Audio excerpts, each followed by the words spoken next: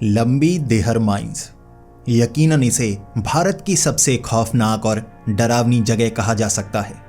ये मैं इसलिए नहीं कह रहा क्योंकि यहाँ पर कुछ भूतिया घटनाएं होती हैं, कुछ लोगों को भूत प्रेत नजर आते हैं, बल्कि मैं लंबी देहर माइंस की जो बैक स्टोरी है उसे जानने के बाद इसे सबसे डरावनी जगह कह रहा हूँ। यहाँ पर एक दो मौतें नहीं हुई थी, 50,000 मौतें हो चुकी हैं। और कहते हैं जहाँ पर बहुत ज़्यादा लोगों की मौतें हुई हों और उनकी मौतें भी दर्दनाक हालात में हुई हों, उनकी प्रेत आत्माएं वहाँ पर होना जायज़ बात है। इसीलिए लंबी देहर माइंस में अब भी अगर कोई जाता है ना, उसे भूत प्रेत नज़र आते हैं और कभी कभी उनके साथ कुछ ऐसी घटना हो जाती है जिसे वो बयां भी नहीं कर पाते और पूरी ज़िंदगी डरते रहते हैं। इसी के साथ कुछ लोगों का मानना है कि लंबी देहर माइंस की जितनी भी खौफनाक और भूतिया कहानियां हैं उसे सुनने के बाद लोगों की रातों की नींद उड़ जाती है। और आज मैं आपके लिए लंबी देहर माइंस की एक ऐसी भूतिया, डरावनी और सच्ची कहानी लेकर आया हूं। यकीनन आज आपकी भी नींद उड़ जाएगी। यकीन कीजिए, ये कहानी आपको भी अंदर तक डरा देगी। तो हेडफोन लगा लीजिए, कमरे की लाइट्स ऑफ कर लीजिए, क्योंकि ये वक्त हो रहा है डरने का। तो इस जगह की मेन स्टोरी जो हमें हमारे एक सब्सक्राइबर ने भेजी है, वो शुरू करने से पहले मैं लंबी देहर माइंस की जो बैक स्टोरी है वो भी आपको समझा ही देता हूं, ताकि आपको पता चले इसे हॉन्टेड कहा क्यों जाता है। लंबी देहर माइंस मसूरी से 10 किलोमीटर दूर पुरानी खादान हुआ करती थी और ये 40 से 50 साल पहले बहुत अच्छे से ऑपरेट भी किया करती थी। लेकिन यहाँ जितने भी जो काम करने वाले लोग थे ना, वो ज़्यादा प्रिकॉशन लिया नहीं करते थे। यहाँ खादान को इस तरह से बनाया गया था कि जान का खतरा पहले से था और इसमें से निकला करता था लाइमस्टोन, जिसे हम चूना पत्थर भी कहते हैं। और इसकी बहुत ज़्यादा डिमांड उस समय भी हुआ करती थी, आज भी इसकी बहुत ज़्यादा डिमांड है। लेकिन यहाँ पर जितने भी कर्मचारी काम किया करते थे, कहा जाता है कि 50,000 से ज़्यादा लोग थे जो यहाँ पर काम किया करते थे और चूना पत्थर को गहरी गहरी जो खदानें बनाई गई थी उससे निकाला जाता था। लेकिन किसी की सुरक्षा का खास ध्यान नहीं रखा जाता था। अर्ली 1990s में यहाँ पर एक ऐसा हादसा हुआ कि लगभग 50,000 जो कर्मचारी थे, जो वर्कर थे, यहाँ काम कर रहे थे, वो खदान में फंस गए। अब खदान धंस गई, जिस कारण उन्हें निकाला नहीं जा सकता था और माना जाता है कि 50,000 लोगों की मौत हुई थी। और उनकी मौत कोई साधारण तरीके से नहीं हुई थी कि वो किसी घटना का शिकार हो गए और जल्दी से उनकी मौत हो गई, बल्कि अंदर वो बंद रहे और दर्दनाक मौत उनकी हुई थी। इसीलिए कहा जाता है जब किसी की दर्दनाक मौत होती है तो उनकी जो प्रेत आत्माएं होती हैं उस जगह के साथ जुड़ जाती हैं। क्योंकि उनकी सुरक्षा का खास ख्याल नहीं रखा गया था तो सरकार का ध्यान इस तरफ गया। मास डेथ हुई थी एक तरह से, 50,000 लोग कम नहीं होते। उसके बाद लंबी देहर माइंस को बंद कर दिया गया। यहाँ पर खादान का काम दोबारा चालू नहीं किया गया। लेकिन धीरे धीरे ये जगह जैसे टूटने लगी, पुरानी खादान थी, समय के साथ यहाँ जो इमारतें थी वो ख़राब होने लगी, जो खादानें थी वो तो बीच से बंद कर दी गई थी, लेकिन जो दीवारें हैं आपको आज भी यहाँ पर खड़ी मिल जाएंगी। और मसूरी से सिर्फ 10 किलोमीटर की दूरी है, तो लोग इसे देखने के लिए जाने लगे थे और उनके साथ भूतिया घटनाएं होने लगी। 50,000 लोग मरे थे, कुछ की प्रेत आत्माएं यहाँ पर भटक रही होंगी, ये सब सोचा करते थे। और रात के वक्त जो लोग यहाँ पर गए, कई लोगों ने अपनी आपबीती भी बताई। कुछ लोगों को सिर्फ यहाँ भटकते हुए कुछ लोग दिखे, कुछ भीड़ जो अचानक गायब हो जाती थी, जबकि कुछ लोगों के साथ इतनी डरावनी घटनाएं हुई कि वो जब बयां करते थे तो उनकी ज़बान कांपने लगती थी। और हमारे साथ एक ऐसे ही सब्सक्राइबर ने एक कहानी शेयर की है। उनका नाम है अभय और वो दिल्ली के रहने वाले हैं। अब उन्होंने जो आपबीती बताई है उसकी तरफ पढ़ते हैं। तो अभय दिल्ली में रहा करता था और कोई काम नहीं किया करता था। उसने ग्रेजुएशन किए लगभग 2 साल पूरे कर लिए थे घर में बैठे हुए, दोस्तों के साथ घूमते हुए। उसके जो पिता थे वो एक अच्छा काम किया करते थे, बिजनेस, और वो भी बिजनेस को ज्वाइन तो करना चाहता था, लेकिन काफ़ी अमीर था और पिता से कभी कभी झगड़ा करता कि 2-3 साल मुझे घूमने फिरने दीजिए। अब उसने जितने दोस्त भी बना रखे थे वो भी सभी ऐसे ही थे। वो जहाँ के रहने वाले थे वहाँ हाई क्लास सोसाइटी थी, तो सभी दोस्तों के पास काफ़ी अच्छे खासे पैसे थे। वो ज़्यादातर पार्टीज़ किया करते, घूमते फिरते रहते। और इस तरह अभय का एक दोस्त था साहिल, और साहिल और अभय जाना चाहते थे देहरादून हरिद्वार। यहाँ पर घूमने का इनका प्लान था कि ऋषिकेश भी कुछ दिन बिता कर आएंगे। तो उन्होंने प्लान बनाया कि हम दोनों चलते हैं और कुछ दोस्तों को साथ ले लेते हैं। अब दोनों के जो कॉमन फ्रेंड्स थे वो बहुत ज़्यादा थे, लेकिन घूमने जाने वालों की संख्या कम थी। ज़्यादातर इतने हाई फाई नहीं थे, तो वो काम किया करते थे, उन्हें आसानी से छुट्टी नहीं मिल रही थी। कुछ के पेरेंट्स छुट्टी नहीं दे रहे थे, तो कुछ नौकरी किया करते थे, उन्हें छुट्टी नहीं मिल रही थी। इस तरह से अभय और साहिल ने प्लान बनाया कि यार कुछ को तो साथ ले जाना होगा ना, हम दोनों क्या करेंगे भाई, वहाँ जाकर मज़ा भी नहीं आएगा, हम दोनों हैं, बहुत ज़्यादा बोर हो जाएंगे। तो जो साहिल था उसने अपने 2 दोस्त अपने साथ ले लिए, जिसे अभय जानता तक नहीं था। लेकिन लड़कों के साथ ऐसा ही होता है, कुछ बातें की दोस्ती हो जाती है, और उनमें जैसे आधा घंटा बाद की उन्होंने गाड़ी में सामान रख रहे थे, उतने में दोस्ती हो गई। जब गाड़ी चलने लगी तो काफ़ी ज़्यादा बातें शुरू हो गई, पक्के दोस्त बन गए कुछ ही समय में। सबसे पहले वो पहुँचे हरिद्वार। अब हरिद्वार में 2 दिन उन्होंने लगाए, वहाँ की कचौरियाँ खाईं। वहाँ ऐसा खाना था जो उन्हें सबसे ज़्यादा पसंद हुआ करता था, क्योंकि वो बहुत हेल्थ कॉन्शियस थे, जिम लगाया करते थे, ऐसा खाना खाया नहीं करते थे। जब छुट्टी मनाने के लिए निकलते वहाँ ये सब खाते और भर भर के खाते। हरिद्वार में ये चीज़ें बहुत ज़्यादा मिलती हैं, यहाँ खाई। उसके बाद निकल लिए ऋषिकेश की तरफ। ऋषिकेश 1 दिन रहे, उसके बाद मसूरी के लिए निकल पड़े। अब मसूरी पहुंचकर उन्हें लगा कि यहाँ अब करने के लिए हमारे पास क्या है, हम 2 दिन मसूरी में रहेंगे और 2 दिन सोचते हैं क्या कर सकते हैं। पूछा उन्होंने कि मसूरी में कौन कौन सी जगह हैं जो घूमने वाली हैं। कई जगहों के बारे में बताया गया। माल रोड, जहाँ पर उन्होंने होटल बुक किया था, वहाँ तो सुबह से ही उन्होंने घूमना शुरू कर दिया था। लेकिन दोपहर के वक्त उन्हें पता लगा कि एक ऐसी जगह भी है जो यहाँ पर फेमस काफ़ी ज़्यादा है, लेकिन वहाँ जाने वालों की संख्या कम होती है। उसे कहा जाता है लंबी देहर माइंस, और उसे हॉन्टेड माना जाता है।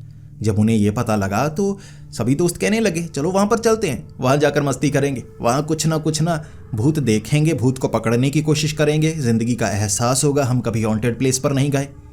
वो तो ऐसे बातें कर रहे थे कि वहाँ भूतों से दोस्ती कर लेंगे और एक भूत को गाड़ी में बिठाकर घर तक ले आएंगे। वो तो ऐसी प्लानिंग करके बैठे थे, उन्हें डर बिल्कुल नहीं लग रहा था। जब लड़के ऐसी जगह पर जाते हैं, कुछ बियर पी लेते हैं, तो उन्हें बिल्कुल परवाह नहीं होती, और उन्हें भी ऐसा ही लग रहा था। उन्होंने खास तौर पर बताया। तो दोपहर को पता लग गया कि वहाँ पर जाएंगे और देखेंगे कोई भूत या घटना होती है या नहीं। चारों अपनी गाड़ी में बैठकर लगभग शाम के 6 बजे उस तरफ निकल पड़े थे, और उससे पहले उन्होंने ये कहानी के बारे में भी पूरा पता कर लिया था कि वो जगह वैसे ही हॉन्टेड नहीं है कि कोई पुरानी कहानी सच्ची है या झूठी, उन्हें पता भी नहीं कि वहाँ पर बस भूत है। किसी ज़माने में कुछ ऐसे हुआ करता था कि भूत है। कहानी पूरी सुनी कि 50,000 से ज़्यादा लोग थे जो यहाँ पर मारे गए थे, और उन्हें पता था जब यहाँ पर इस तरह से भारी संख्या में लोग मारे जाते हैं ना, हो सकता है किसी एक की प्रेत आत्मा बन जाए और वहाँ हमें कुछ ना कुछ तो नज़र आ ही जाएगा। जब गाड़ी लेकर वो वहाँ पर पहुँचे, शाम के वक्त अभी अंधेरा होने वाला था, और वो ख़ास तौर पर रात के वक्त ही जाना चाहते थे। अभी अंधेरा हुआ नहीं था, तो वहाँ कुछ कपल थे जो मसूरी घूमने आए थे। वो बाइक लेकर, स्कूटी लेकर यहाँ पर पहुँचे हुए। 2-3 और लोग थे जो गाड़ी से वहाँ पर पहुँचे हुए तस्वीरें खिंचा रहे, और यहाँ पहुँचकर उन्हें वो जगह कोई ख़ास लगी नहीं कि डरावनी होगी। उन्होंने सोचा था कि माइंस है, खादाने हैं, तो बीच में जाने का मौका मिलेगा। नीचे उतरेंगे, चूना पत्थर की खादानें होंगी, चूना पत्थर होगा, काम करने वाले भूत मिलेंगे कि जैसे मरे थे उन्हें भूल गया होगा, वो यहाँ पर भूत की तरह दिखेंगे। अब ये सब उन्होंने सोचा हुआ था। वहाँ पहुँचे तो ये लोग मिले, कपल्स मिले, किस करते हुए कोने में, या कुछ दीवार पर कुछ लिखते हुए आशिक पुराने वाले। ऐसे दिखे कोई भूत प्रेत वगैरह की कोई चीज़ या कोई सीन तो बन नहीं रहा था।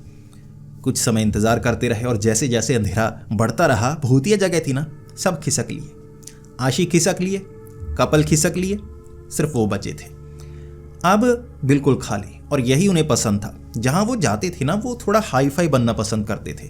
भीड़ में जाना, मेले में जाना, कार्निवल में जाना, ये उन्हें बिल्कुल पसंद नहीं था। जहाँ आम लोग भीड़ बनाकर जाते हैं वहाँ हम नहीं जाएंगे, हम तो हाई फाई हैं। वहाँ जाएंगे जहाँ ज़्यादा लोग नहीं होते। हम खास तौर पर अकेले रहना पसंद करते हैं। सब जा चुके थे, सिर्फ वो 4 बचे थे, और अभय कहने लगा कि अब मज़ा शुरू होगा।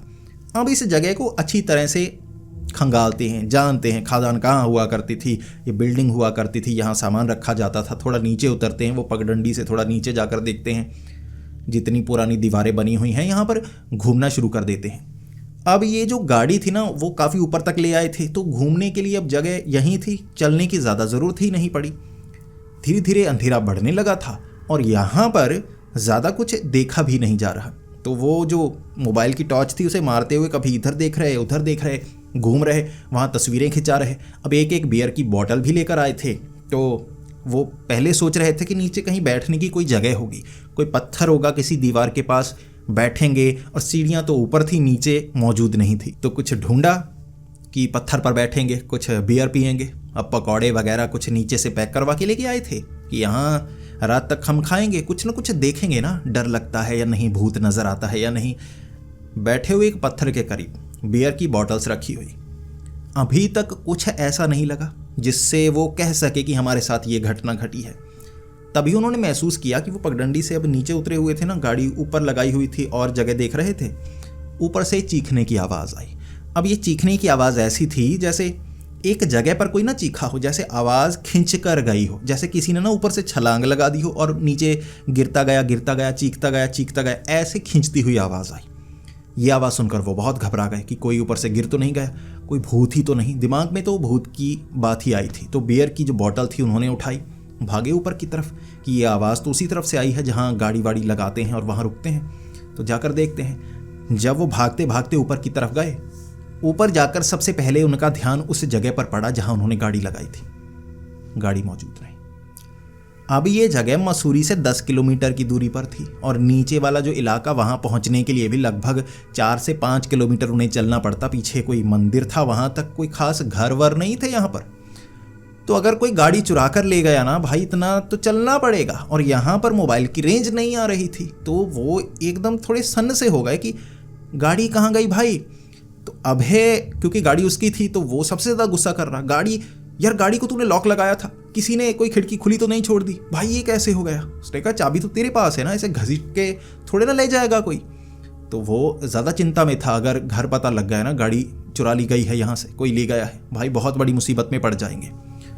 अब वो जिसने छलांग लगाई थी, जो चीख नजर आई थी, उसका डर नहीं था उन्हें गाड़ी की चिंता थी, तो गाड़ी ढूंढने में लग गए। अब चारों इकट्ठे थे, कभी तो दीवारों के पीछे देखते, तो कभी नीचे से जो कच्चा रास्ता था वहाँ देखते देखते नीचे गए।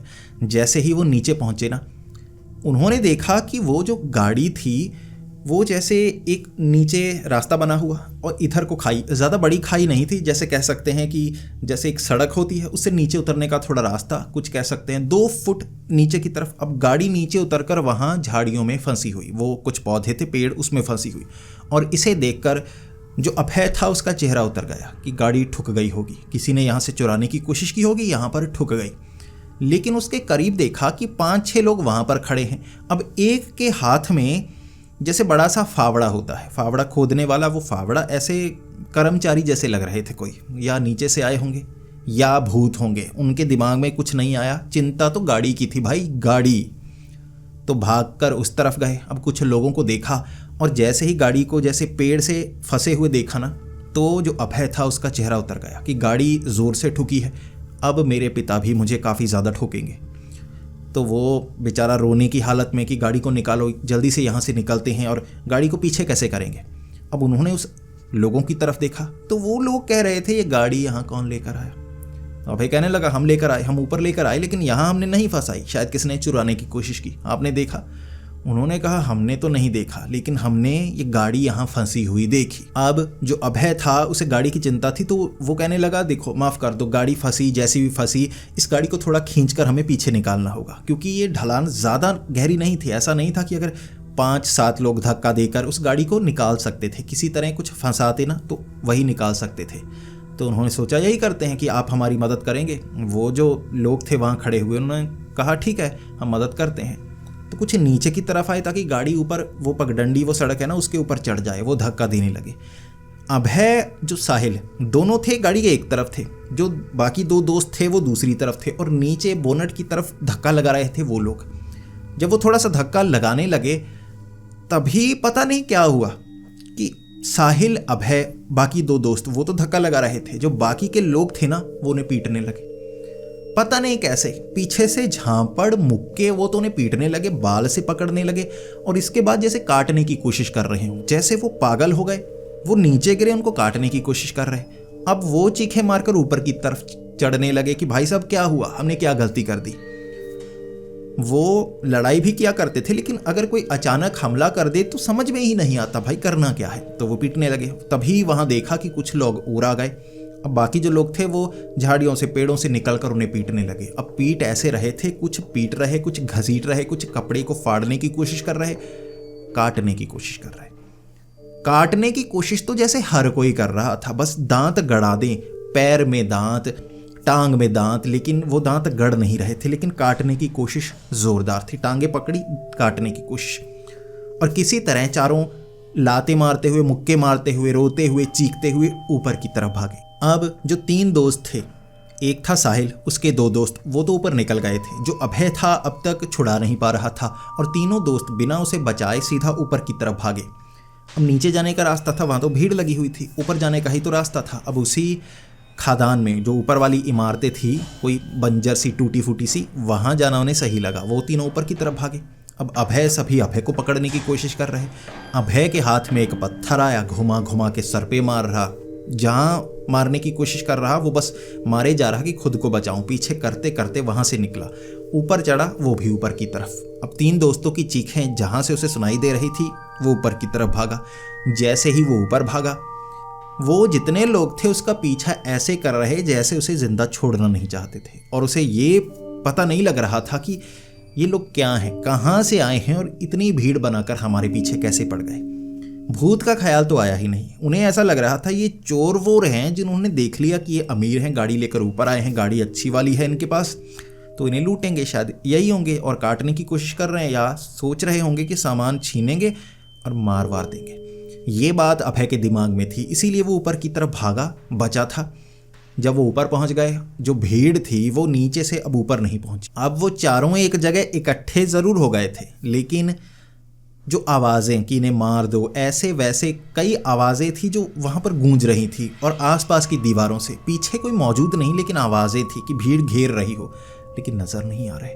अब ऊपर कोई नज़र नहीं आ रहा, ये आवाज़ें उन्हें डराती जा रही। वो समझ नहीं पा रहे नीचे की तरफ भागें या यहाँ कहीं पर छिप जाएं, सीढ़ियाँ चढ़ें, कोई जगह है जो छिपने वाली, वहाँ पर छिप जाएं। अब छिपना उन्हें सही लगा, क्योंकि अगर छिपेंगे तो शायद बचेंगे, देख तो कोई पा नहीं रहा। तो वो सीढ़ियाँ चढ़कर एक छोटा सा दीवार में जैसे छेद बना हुआ या कोई जगह बनाई गई थी, तो चारों उसमें घुस गए। अब वहाँ पर घुसकर वो सुनने की कोशिश कर रहे कि वो जो भीड़ है वो यहाँ मौजूद है या नहीं। वहाँ छिपे छिपे उन्होंने देखा जो लोग थे, जो भीड़ थी, वो जैसे एक दूसरे को काट रहे, एक दूसरे की जैसे सर को काट रहे, बाजू यहाँ दांत गड़ा रहे जैसे ज़ॉम्बीज़ हों, एक दूसरे को खाने की कोशिश कर रहे, एक दूसरे को काटने की कोशिश कर रहे। चारों के जैसे होश उड़ गए थे, उनका चेहरा उतर गया था। जो दृश्य वो देख रहे थे, वो भीड़ जैसे एक दूसरे को काट रही थी, एक दूसरे के बाजू खींच रहे, काट रहे, मांस उधेड़ रहे, कपड़े फाड़ दिए उन्होंने, एक दूसरे को इतना ज़्यादा बुरी तरह से काटा था, और चबा रहे मांस को। जिंदा लोग जिंदा लोगों के मांस को चबा रहे। ये दृश्य उन्होंने लगभग आधे घंटे तक देखा था। वो भीड़ जब वहाँ से नीचे पहुँच गई, कई लोग जैसे वो मरे नहीं थे, जिनकी गर्दन का मांस भी जैसे खींचकर काटा गया था ना, वो कोई मर नहीं रहा था। उन्हें पता चल गया ये इंसान है ही नहीं, जो ये कर रहे हैं ये कोई ज़ॉम्बीज़ वगैरह नहीं, ये प्रेत आत्माएं हैं। और उनकी समझ में आ गया, जो कहानियाँ उन्होंने सुनी हुई थी ना कि कैसे प्रेत आत्माएं भूल जाती हैं कि वो मर चुके हैं। जो लोग भूल जाते हैं वो मर चुके हैं, वो प्रेत आत्मा बनकर वहाँ भटकते रहते हैं, जैसे दोबारा वहाँ से निकलने की कोशिश करते हैं, समय चक्र में फंसे हुए। उसी समय में वो घटनाएं बार बार जीते रहते हैं। और अभय, साहिल, उनके दोस्तों ने ये समझा था जब खादान में वो 50,000 लोग, इतने लोग फंसे होंगे, मरे होंगे, वो नीचे दबे होंगे, तो उनकी मौत जल्दी नहीं हुई थी। वो धीरे धीरे मरे, कई दिनों तक भूखे प्यासे।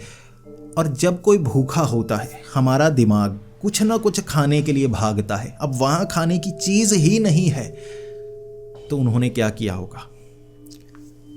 वो दृश्य सबको नजर आ रहा था और उस पर वो यकीन भी नहीं करना चाहते थे, उसे वो देखना भी नहीं चाहते थे। आप भी नहीं देखना चाहोगे।